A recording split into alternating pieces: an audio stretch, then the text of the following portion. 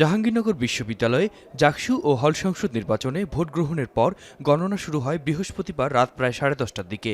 এরপর সকাল ও দুপুর পেরিয়ে শুক্রবার বিকেল, তবু বিরামহীন ভোট গণনা। শুধু জানা গেছে, জাকসুতে এবার ভোট পড়েছে 66% বেশি।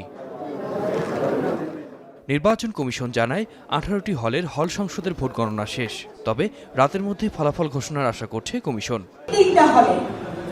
বাকি আমাদের যে কেন্দ্রীয় শিক্ষার্থী সংসদ আছে, আমাদের ইচ্ছা আছে 3টার মধ্যে আমরা কেন্দ্রীয় শিক্ষার্থী সংসদের ব্যালট বাক্স খুলে কাজ করা শুরু করি।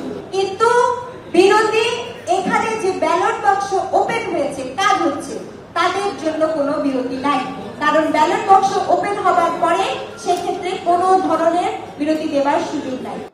ভোটের ফলাফল পেতে বিলম্বের জন্য ছাত্রদলের ভিত্তিহীন অভিযোগ আমলে নিয়ে ম্যানুয়ালি গণনার সিদ্ধান্তকে দায়ী করেন ইসলামী ছাত্র শিবির সমর্থিত প্যানেলের জিএস প্রার্থী মাজহারুল ইসলাম। ছাত্রদল যেই দাবিটি তুলেছিল বিশ্ববিদ্যালয় প্রশাসনের কাছে, সেটি আসলে অসত্য ছিল এবং এটি আসলে খুবই একটা যুক্তিযুক্ত ছিল না। তাদের এই দাবির প্রেক্ষিতে বিশ্ববিদ্যালয়ের নির্বাচন কমিশনার শুধুমাত্র তাদের এই দাবির প্রেক্ষিতেই এই ব্যাপারটাকে আমলে নিয়ে এমন একটি অমানবিক সিদ্ধান্ত নিয়েছে যে ম্যানুয়ালি ভোট কাস্ট করা লাগছে, ভোটগুলো গণনা করা লাগছে। এটার পরিপ্রেক্ষিতে আমরা দেখতে পাচ্ছি গতকাল রাত থেকে এখন পর্যন্ত আসলে কখন যে ভোট গণনা শেষ হবে সেটা নিয়ে এখনও অনিশ্চয়তা তৈরি হয়েছে। এরপর সকালে ভোট গণনার দায়িত্ব পালন করতে এসে অসুস্থ হয়ে পড়েন পোলিং অফিসার চারুকলা বিভাগের প্রভাষক জান্নাতুল ফেরদৌস। পরে তাকে এনাম মেডিকেলে নিয়ে গেলে মারা যান তিনি।